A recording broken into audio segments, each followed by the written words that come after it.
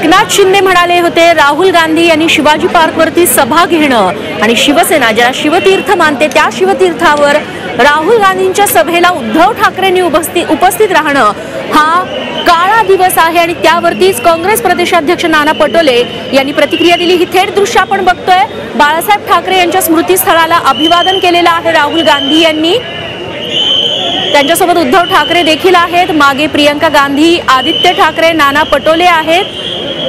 सागर कुलकर्णी सभास्थळावरून आता आपल्यासोबत उपस्थित आहेत। सागर, राहुल गांधी यांनी बाळासाहेब ठाकरेंच्या स्मृतीस्थळाचं दर्शन घेतल्याची दृश्य आम्ही बघितली। या पुढचा कार्यक्रम नेमका कसा असणार आहे? याच्यानंतर आता छत्रपती शिवाजी महाराज यांचे अभिवादन केलं, त्यानंतर बाळासाहेब ठाकरे यांच्या स्मृतीस्थळाला अभिवादन केलेलं। आता ते सभास्थळी येतील। आपण तर छत्रपती शिवाजी महाराजांच्या पुतळ्याला देखील अभिवादन करतील आणि त्यानंतर सभास्थळी येतील।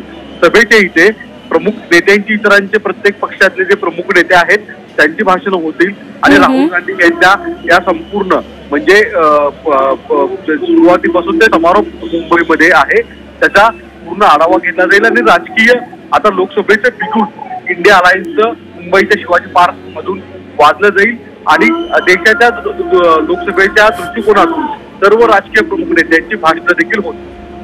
निश्चित सागर, या इंडिया आघाडीच्या सभेमध्ये राहुल गांधी जिथे भाषण करणार आहेत तिथे इंडिया आघाडीचे कोणकोणते घटक पक्ष आणि त्यांचे प्रमुख नेते उपस्थित आहेत? इंडिया आघाडीचे इतर जे मित्र पक्ष आहेत त्याच्यामध्ये समाजवादी पार्टी पक्ष असतील, भारतातले त्यांचे इतर मित्र पक्ष आहेत त्यातले प्रमुख नेते आलेले दिसून येतात। महबूबा मुफ्ती असतील, तसंच उमर अब्दुल्ला असतील आणि शरद पवार देखील इथे काही पोहोचलेले आहेत। तसंच काही पूर्वी पाहिलेलं आहे की उद्धव ठाकरे देखील इथे पोहोचलेले आहेत। विशेष म्हणजे काँग्रेसच्या वतीने एक शक्ती प्रदर्शन करण्यात आलेलं आहे। अर्थात पहिल्यांदाच अशा स्वरूपाचा मेळावा होतोय की जिथे शिवसेना, काँग्रेस, समाजवादी पार्टी भलेही वेगवेगळ्या विचारांची धारा असली तरी मोदींचा थेट विरोध करण्यासाठी इंडिया अलायन्स झालेली आहे आणि त्याच्या या सगळ्या नेत्यांची एकत्रित सभा आता होत आहे। लोकसभेच्या आता आचारसंहिता लागलेली आहे, यामुळे लोकसभेचाच प्रचाराचा भाग आता मांडण्याला लागेल। सागर, बडी नेते मंडळी इथं उपस्थित आहेत। अगदी शरद पवार आम्ही आता व्यासपीठावरती चढताना बघतोय, राहुल गांधी आहेत, महबूबा मुफ्ती, MK स्टॅलिन, उद्धव ठाकरे, या सगळ्यांमध्ये मग आता कोण कोण कशा पद्धतीनं भाषण करणार आहे याबद्दल काय अधिक तपशील, कोण कोण भाषण करणार आहे? आपण दृश्य पाहत आहात की शरद पवारांचं देखील आगमन सभास्थळीवर झालेलं आहे। तसंच जे इंडिया अलायन्सचे दक्षिणेतले काही प्रादेशिक पक्ष आहेत तिथले देखील प्रतिनिधित्व इथे समोर करणारे नेते आहेत।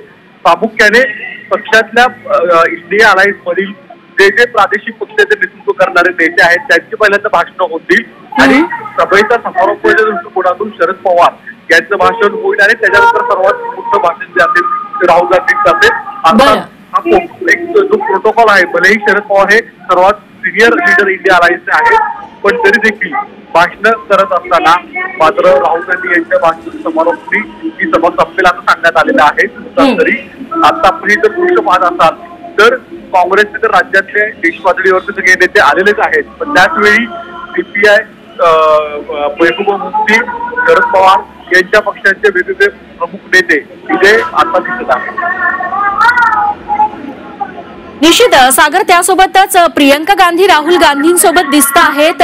सोनिया गांधी या सभेला असतील, मल्लिकार्जुन खरगे असतील असं बोललं जात होतं, ते देखील आलेत का? तुर्तास तरी सोनिया गांधी सभास्थळी आलेल्या नाही आहेत। वास्तविकतेत काँग्रेस पक्षाकडून सांगण्यात आलं होतं की सोनिया गांधी हे येतील। आता स्टेजवरच्या हालचाली पाहता राहुल गांधी आणि प्रियंका गांधी यांचं आगमन काही क्षणातच स्टेजवर होईल असं सांगण्यात आलेलं आहे आणि सोनिया गांधींच्या बाबत मात्र ते अजून तुर्तास तरी आलेले नाहीत। पक्षांकडनं मात्र याबाबत अजून सांगितलं नाही। पण मल्लिकार्जुन खरगे आणि इतर प्रमुख नेते जे राष्ट्रीय स्तरावरचे आहेत ते देखील काँग्रेस पक्षाचे इथे पोहोचलेले आहेत। निश्चित सागर, कालच लोकसभा निवडणुकांच्या तारखा जाहीर झाल्या आणि त्यानंतर इंडिया आघाडीची ही सगळ्यात मोठी सभा खरं तर म्हणायला हवी, जी महाराष्ट्रासारख्या महत्त्वाच्या राज्यात आणि देशाच्या आर्थिक राजधानीत होतीये. अनेक अर्थांनी या सभेला महत्त्व असणार आहे. या सभेमध्ये जे जे नेते भाष्य करतील त्यांच्या वाक्यांना, त्यांच्या शब्दांना महत्त्व असणार आहे. लोकसभा निवडणुकीच्या अनुषंगानं या सभेकडे बघायचं झालं तर कोणते महत्त्वाचे ठळक मुद्दे या सभेत राहतील, ज्या मुद्द्यांवरती नेते मंडळी भाष्य करतील असं दिसतंय? आपल्याला लक्षात घ्यायला हवंय की लोकसभेचे सुरू वाजलेले आहेत. कालच आचारसंहिता जाहीर झालेली आहे महाराष्ट्रामध्ये आणि संपूर्ण देशामध्ये. आता लोकसभेसाठीची सगळीकडे प्रचार सुरू होईल. त्याचाच भाग म्हणून इथे इंडिया अलायन्सची सभा होईल असं सांगितलं गेलेलं आहे. सगळ्यात महत्वाचा सगळ्यांचा अजेंडा एकच असणार आहे, तो म्हणजे विद्यमान पंतप्रधान नरेंद्र मोदी आणि भाजप यांना टार्गेट करणं, इंडिया अलायन्सवर टार्गेट करणं आणि वारंवार मोदी एक आपकी बार 400 पारचा जो नारा दिला जात आहे त्याच्या विरोधामध्ये भूमिका मांडणं. आपणास माहित आहे की मुंबई त्याच्यामध्ये जे वेगवेगळे मोठमोठे प्रकल्प सुरू आहेत, यामध्ये राज्य सरकार देखील भाजपाचं इथे आहे आणि केंद्र सरकार देखील भाजपाचं आहे. आणि आता महापालिकेवर प्रशासक जरी असलं तरी अप्रत्यक्षरित्या राज्याचे मुख्यमंत्री आणि महापालिका आयुक्त यांच्याच माध्यमातून हा कार्य चालतो. यामुळे या तिन्ही पातळीवरच्या स्वराज्य संस्थांवरचे जे आहेत तिथे भाजप सरकार आहे आणि सरकारच्या विरोधामध्ये बिगुल वाजवण्याचं काम आता इंडिया अलायन्सच्या वतीने केलं जाईल. लोकसभेच्या बिगुल इथे वाजेल आणि याच पुढे या सगळ्या वेगवेगळ्या पक्षाचे प्रादेशिक पक्ष त्या राज्यामध्ये भूमिका मांडतील. पण सर्वांचा सूर जो असेल तो थेट पंतप्रधान नरेंद्र मोदी यांची भूमिका, त्यांचे कायम मित्र म्हणून जे वेगवेगळे उद्योगपतींवर वारंवार राहुल गांधी टीका करतात त्याबाबत बोललं जाईल. कारण की महाराष्ट्रामध्ये आणि मुंबईमध्ये काही मोठमोठे प्रकल्प हे वारंवार अदानी आणि इतर उद्योग समूहाला दिले जातात. याच्यावर सुद्धा खूप मोठ्या प्रमाणामध्ये टीका यापूर्वी राहुल गांधींनी कालही बोलून दाखवली होती. आता नेमके हेच मुद्दे परत एकदा दिसतील. देशामध्ये ज्या पद्धतीने अराजकता माजली गेलेली आहे, न्याय कायदा व सुव्यवस्थेवर पद्धतीने उपस्थित होतोय आणि सगळ्या यंत्रणांचा ज्या पद्धतीने गैरवापर करतोय अशा स्वरूपाचा जो वारंवार आरोप केला जातोय तो सूर आता हे सर्व नेते सर्वदूर लावताना दिसतील असं म्हणतात. सागर, त्यासोबतच वंचित बहुजन आघाडी आणि महाविकास आघाडीमध्ये वारंवार चर्चा होत आहेत, त्या विस्कटतायत, बिनसतायत. त्या पार्श्वभूमीवर आजच्या सभेसाठी प्रकाश आंबेडकरांना देखील निमंत्रण देण्यात आलं होतं. ते या सभेला येतील असं बोललं जात होतं. प्रकाश आंबेडकर आलेत का? तरी प्रकाश आंबेडकर दिसत नाही यात आणि कदाचित येण्याची शक्यता सुद्धा कमी म्हटली जाते. यावर जवळपास दिसून येतं की वंचित महाविकास आघाडीचा भाग असण्याची शक्यता कमी आहे.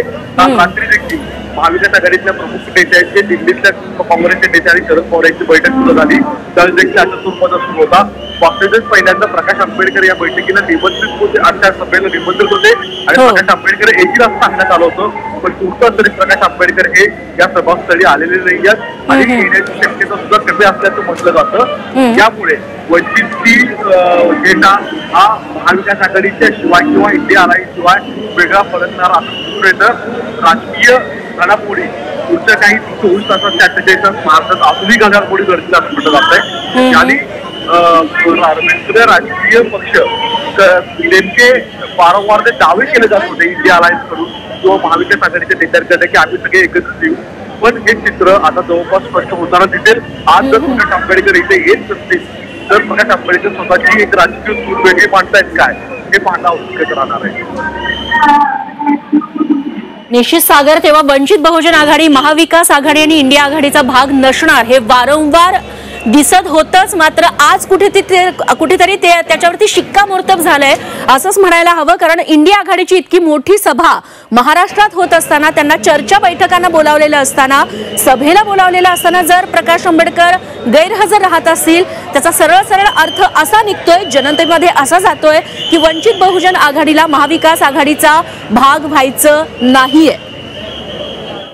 हे दृश्य आपण थेट बघतोय. सागर, तुम्ही आपल्यासोबत राहाच. आपण पुन्हा एकदा प्रेक्षकांना सांगूयात, काँग्रेसची भारत जोडो न्याय यात्रा जी मणिपूर पासून सुरू झालेली होती, मागच्या काही दिवसांपासून अनेक राज्यांचा प्रवास करत मणिपूर ते महाराष्ट्र असा भारत जोडो न्याय यात्रेचा हा दुसरा टप्पा पार पडला आणि त्याचा समारोप आज महाराष्ट्राची राजधानी मुंबईत होतोय।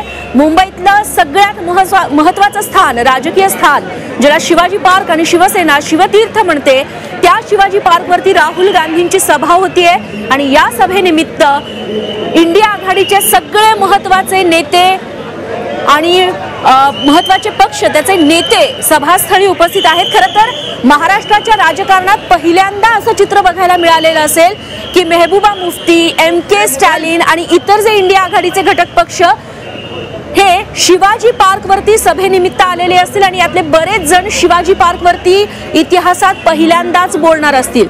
सागर, याबद्दल काय अधिक सांगशील? रेश्मा, परत एकदा प्रश्न विचारावा, आवाज आलेला। सागर, खरं तर इतिहासात हे पहिल्यांदाच होत असावं इंडिया आघाडीच्या निमित्तानं, म्हणजे PDPच्या नेत्या मेहबूबा मुफ्ती पासून MK स्टॅलिन पर्यंत अनेक नेते शिवाजी पार्क वरती आलेले असतील। हे वस्तुस्थिती खरी आहे, कारण की आपणास माहित आहे की समाजवादी पार्टी पक्ष असेल किंवा मेहबूबा मुफ्ती असतील, यांच्या पक्षांची ध्येय धोरणे याच्यावरनं अनेक वेळा स्वतः शिवतीर्थावरून बाळासाहेबांनी टीका प्रचंड केली होती। काँग्रेसवर कायम टीकेचं लक्ष बाळासाहेब ठाकरे यांनी या शिवतीर्थावर केलं होतं। अर्थात त्या शिवतीर्थावर बाळासाहेब ठाकरे यांच्या सुपुत्रांना, या सर्व नेत्यांना बरोबर ते शेअर करावं लागतंय आणि भाषणही आज करावी लागतायत की राजकारणामध्ये कोणीही कुणाला वावगं नाही या की असं देणारा एक राजकीय संदेश असेल म्हटलं जातं। मोदींच्या विरोधामध्ये फक्त हे सर्वजण एकत्रित हा एकमेव अजेंडा जो वारंवार भाजपचे नेते बोलतात हे तिथे दिसून येतंय। आपण जर पाहिलं तर भलेही राजकीय पक्षांचे या एकमेकांची किती जमते, कारण की आपणास माहित आहे की इंडिया अलायन्सची एक बैठक महाराष्ट्र मुंबईमध्ये काही महिन्यांपूर्वी झाली होती। त्या बैठकीला नितीश कुमार आणि ममता बॅनर्जी होते, पण हे दोन्ही मित्रपक्ष इंडिया अलायन्स मधून कालांतराने बाहेर गेले आणि NDA मध्ये ते गेले। आज भलेही कोण नसले तरी इतर पक्षांचे प्रतिनिधित्व म्हणून त्यांचे नेते इथं पोहोचलेले आहेत। शिवाजी पार्क, आपणास माहित आहे की वास्तविकतेत शिवाजी पार्क ही राजकीय ओळख प्रामुख्याने बाळासाहेब ठाकरे यांच्या झंझावत जो प्रचार सभा होतात आणि नंतर कालांतराने राज ठाकरे यांच्या सुद्धा सभा होतो, त्या जो मराठी अस्मिता आणि हिंदुत्व अस्मिता दोन्ही बाजूंच्या होत्या। आज याच मैदानावर मात्र इतर विषयांवर आधारित घेत उद्धव ठाकरेंना ते शेअर करावं लागतंय। हे देखील उद्धव ठाकरे यांच्यासाठी एक राजकीय कोंडी त्यांच्या विरोधकांकडनं केली करताना दिसून येते। याचंच उदाहरण म्हणावं लागेल की काल मुख्यमंत्री एकनाथ शिंदे यांनी आज देखील खूप मोठ्या प्रमाणामध्ये टीका केली होती। देवेंद्र फडणवीस यांनी सुद्धा खूप मोठ्या प्रमाणामध्ये टीका केली होती।